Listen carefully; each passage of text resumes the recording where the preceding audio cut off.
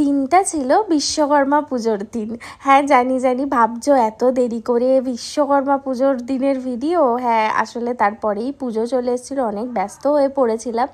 তো বিশ্বকর্মা পুজোর দিনকে যেহেতু রান্নার কোনো ঝামেলা ছিল না, কারণ রান্না পুজো ছিল, তো আমি আর মা একটু বেরিয়ে পড়েছিলাম। আর এই হচ্ছে আমাদের বারুইপাড়ার বিখ্যাত কালী মন্দির, ডোমজুর বারুইপাড়ার এই বিখ্যাত কালী মন্দির। যারা চেনেন বা জানেন তারা বুঝতে পারবেন। আর আমরা আজকে কোথায় এসেছি বলো তো? আমরা আজকে এসেছি গাছ কিনতে, মানে গাছ দেখতে কিনতে, যাই হোক। তো ইনি হচ্ছেন, মানে আমরা আজকে যেখানে এসেছি এনার বাড়ি আমাদের পাড়াতেই, মানে আমার শ্বশুর বাড়ির পাড়াতেই। তো ফার্স্টে আমরা এনাকে চিনতাম না। তো আমি যেখানে যোগা শিখতে যাই, তো ওই যোগা টিচারের দিদি ইনি। তো ওখানে গিয়েই পরিচয় হয়েছে। তো উনি গাছ বিক্রি করেন, গাছকে উনি খুব ভালোবাসেন, খুব সযত্নে উনি এগুলোকে বড় করেন। তো সেই জন্য আমরা ভাবলাম যে একটু দেখে আসি, সেদিনকে সময়ও ছিল। তো আমি আর মা সেদিনকে দেখতে গেছিলাম। সেই জন্যে দেখতেই পাচ্ছ কত রকমের গাছ, আর উনি কত সুন্দর করে সেগুলোকে সাজিয়ে সাজিয়ে রাখার চেষ্টা করছেন। অনেক গাছ উনি নিজে হাতে যত্ন করে বড় করছেন, তাকে ভালোভাবে মাটি, সার, জল সব কিছু দিয়েই গাছগুলো বেড়ে উঠছে।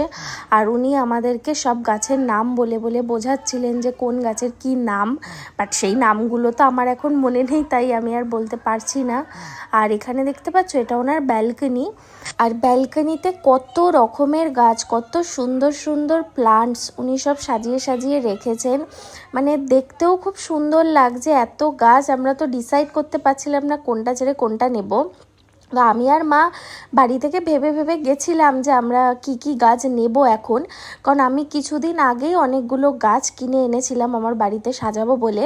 তো সেই জন্যে আর সেরকম কিছু নেওয়ার ছিল না। তো তখন তো আমরা এনাকে চিনতাম না। তো এখানে দেখতেই পাচ্ছ ইনি সব গাছের বিশেষত্ব বলে বলে, নাম বলে বলে আমাদেরকে বোঝাচ্ছিলেন কোনটা কি গাছ। আর গাছগুলো খুব সুন্দর করে সাজানো, খুব সুন্দর লাগছিল। এত গাছ, মানে দেখে মন ভরে যাচ্ছিল।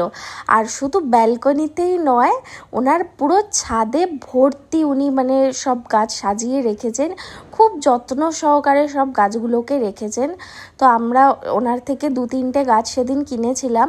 আর আমরা বলেছিলাম যে আমরা তো বুঝতে পারবো না যে কতটা মাটি দিতে হবে, কতটা সার দিতে হবে, তো তুমি সব কিছু রেডি করে আমাদেরকে দেবে। তো সেই প্রসেসও উনি করেন, সব কিছু রেডি করে, তার এক্সট্রা চার্জ লাগে।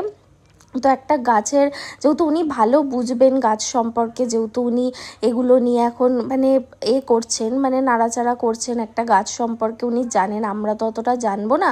তো সেই জন্য আমরা বলেছিলাম যে তুমি সব কিছু